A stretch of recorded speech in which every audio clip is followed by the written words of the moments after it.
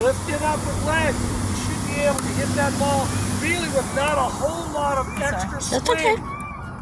The bigger the swing, what does that tell your opponent? You're doing it. Right? So if Matt and I are dinking, if we're just up here like this, dinking, and I do this, when I set my paddle back like this, it's likely I'm going to hit a lob or a drive.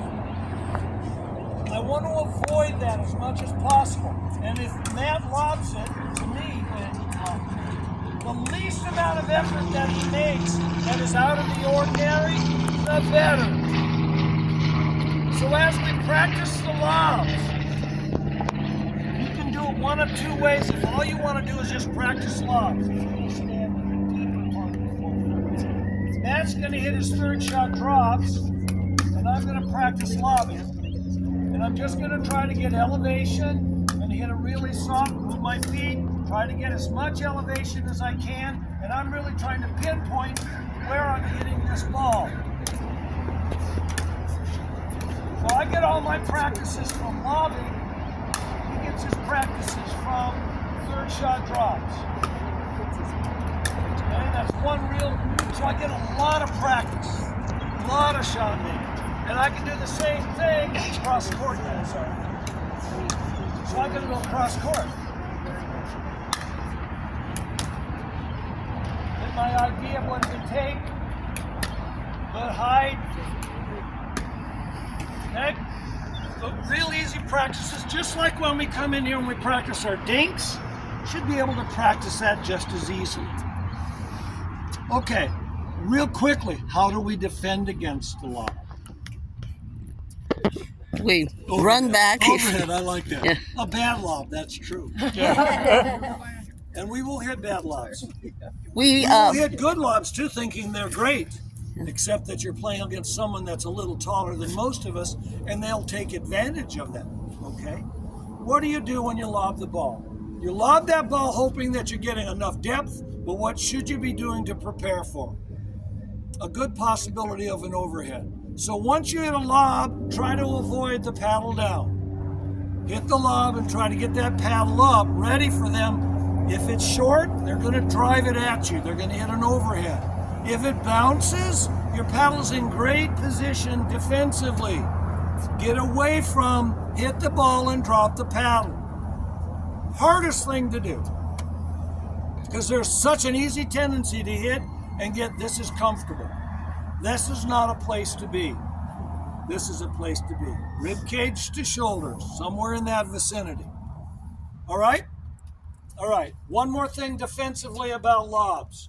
If you get a lob that's hit directly over your head, it should be your partner grabbing that ball. Mm-hmm. Much easier for them to go on a diagonal to go to the ball than it is for you to go straight back. Okay, so get used to the fact if it's lobbed over your head, if I'm on this side and that lob goes straight over, I've got to hustle that ball down. Okay, now you may be playing with a partner occasionally that's got great wheels too. And that you just get into the habit of saying yours all the time. Make that right. Okay? And once they go behind you, what should you be doing when you're at the kitchen? Switch. You're going to switch sides and do one more thing.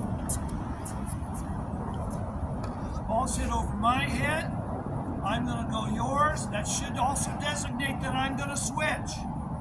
I'm either going to take a glance to see where it is, or I'm just shifting back to mid-court here and watch my partner hit the ball. I'm coming to mid-court because their return may not be perfect. They're lobbing to own the whole front court. If my partner doesn't hit a really good third shot or fifth shot or whatever, a good ball into the kitchen, they're going to smash it back.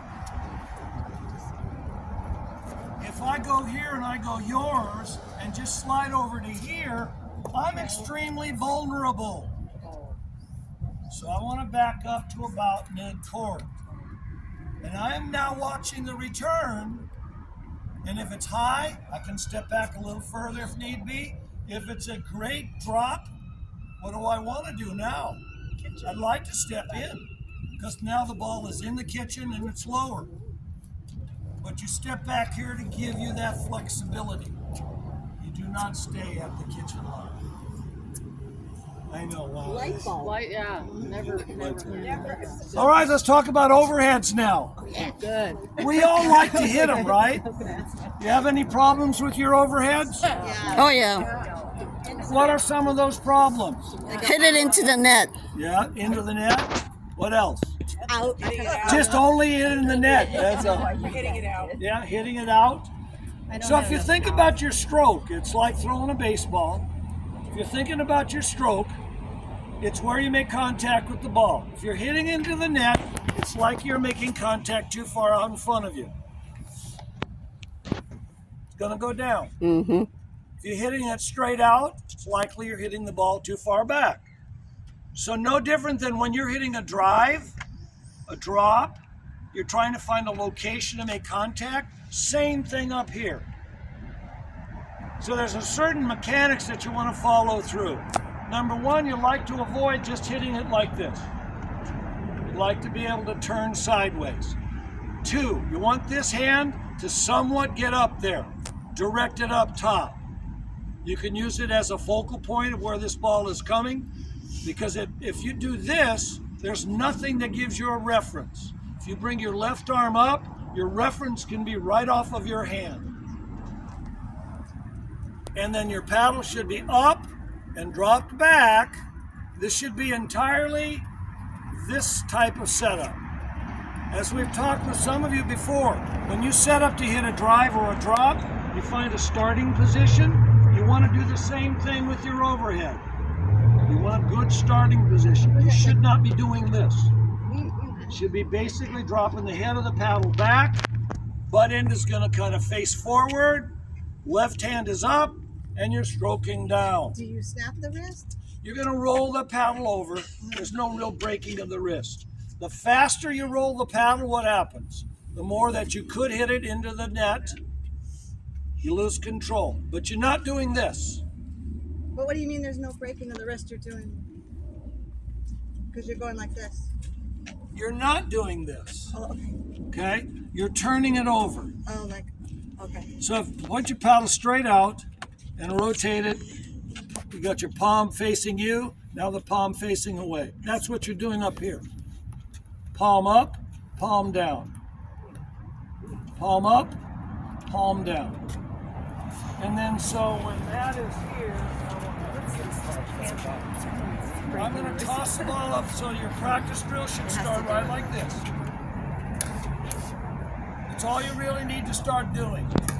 So you start off with just this to this and get used to that stroke, getting the mechanics down. Paddle up, down. Okay? Do that about 15, 20,000 times.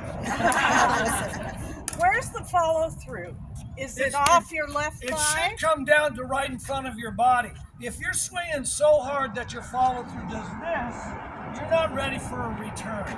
It should easily just be watch the follow through, don't watch the ball. It should just be down out in front. Okay? All you're really trying to do is get trajectory right now. Good angle, down. Okay? It's all you're attempting to do. Now, the next step to this drill is to have your partner, in this instance Matt, hit you a crappy lob. I don't really want you to practice bad lobs, right? But so basically he's going to hit it up in the air. I'm going to practice stepping in and getting my angle. And just like that. You're trying to get into a rhythm where you get control of how you're hitting the ball. You should not be up to here, and when it drops into here, thinking you're going to hit an overhead. Don't try it. You can't get low enough. Good, boom. Okay? I have a question. Yes. Can you explain again what you're doing with your left hand? Basically, I'm using it as a guiding post. How? Well, it balances me out. If I come up and just do this, it's a little bit harder to see where that ball is traveling. If I'm using this left hand, I'm basically giving it a reference point. So you're pointing at the ball? I'm not. I'm just having the hand up. So it rotates and gets my body into a good rotational position. Okay? I can do it without, but again, watch what happens. If I do it without, I may not turn. If I can get the turn in, really kind of important to be able to turn and rotate through the ball and hitting that ball. Okay. Okay, get into the mechanics first. Then you start to add pace to it. Okay? Does it hurt to point at the ball? Because I know you some. can do anything pointing at the Yeah, ball yeah. if you wish. But mostly it's just to get your body to turn and rotate to come down and hit. All right, questions? You want to add anything to that, Matt? Placement more important than power. If you're getting a short lob here, instead of just hitting it back to him every time, get an angle in there. Don't have to hit it hard. The other thing I do a lot of times, just tap it, let it drop. They're back behind the baseline. They're not going to get there. Yeah. But not for these purposes. But reference this, so, and as we've talked before, you set up in a position where you can hit a dink and you can do a lob. So I've got two tools now, various tools. If I can set up ready to hit a smash and you're backing up and all of a sudden the only smash I have is straight ahead, I've eliminated your defense. I mean, your defense right now is much more eliminating my offense because you're expecting it straight. But as Matt says, if you can get up here and hit an angular overhead, now you've just expanded your skill set.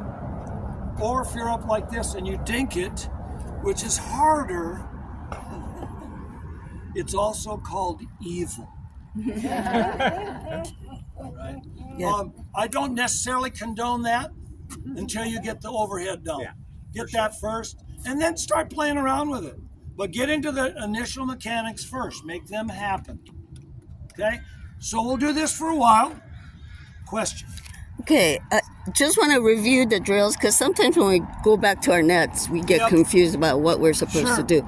So the first one is Matt is going to lob to you. Is that right? No, the first one is I'm just standing about transition and I'm just tossing the ball and just trying to hit an overhead. Okay, that's the first one. Just do it as simple as possible. Get your mechanics down first. Okay. Because you will find your partner may not be able to control hitting the lob to you easily. Okay. And then, Now, Matt can toss it with his hands or he can hit it with a paddle. okay, so that's a drill? I thought there were two parts. That's it. Okay. That's it. That's all I want you to do is get used to this. When Okay. you get into a game and you make a mistake, you need to analyze why. When you hit it well, you need to analyze that and understand what caused that. And you want to obviously replicate that part of it. Okay. Sounds good. Okay? So do you just switch off with your? Yep, exactly. So I would now, and then this is the fun part. If Matt's back midcourt and he wants to practice his overhead, go ahead. He practicing. No, oh, you want me to hit it? I want you to hit it. I want. See, he's not being nice. He's ready just to crush the crap out of it. Yeah. So right now, I want you to control your side of the court as best you can. Doesn't mean you will, but that's fine. But try to do it so you've got two players right here doing this compatible drill. I can practice reblocking the ball back into the kitchen. Ball Matt, behind you. Right there. perfect. So if Matt hits a smash, I can work on just this if I want. He comes back, hits it. No, just hit it to me, and because you're going to do the practice of the overhead.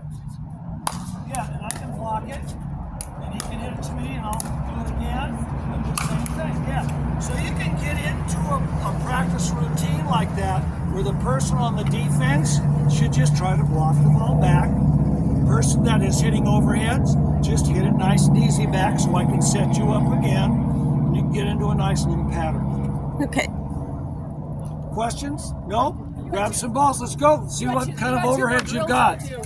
Yeah, two more drills. Two more drills. Yeah, one was just lobbing from here back to the baseline. Oh, that's the first one. So we're doing lobs? Yeah. Yeah. Oh,